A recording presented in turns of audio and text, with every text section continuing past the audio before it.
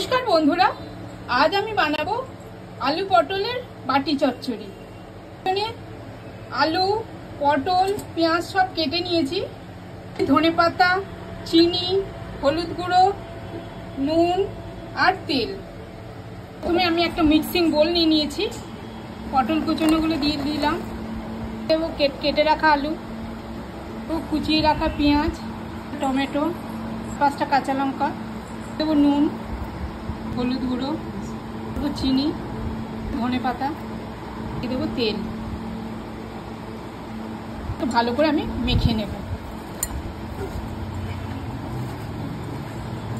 জল মিশ্রণটা আমি এখানে কড়াইতে ঢেলে দিলাম, একটু নাড়িয়ে দেবো,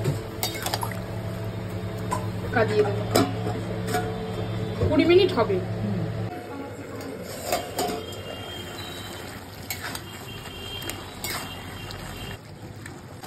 আলু পটলের বাটি চচ্চড়ি আমার হয়ে গেছে।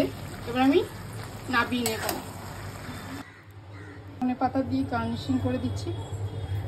এই আলু পটলের বাটি চচ্চড়ি আমার হয়ে গেছে। আপনাদের যদি এই রেসিপিটা ভালো লেগে থাকে তাহলে অবশ্যই লাইক করবেন, কমেন্ট করবেন। নমস্কার।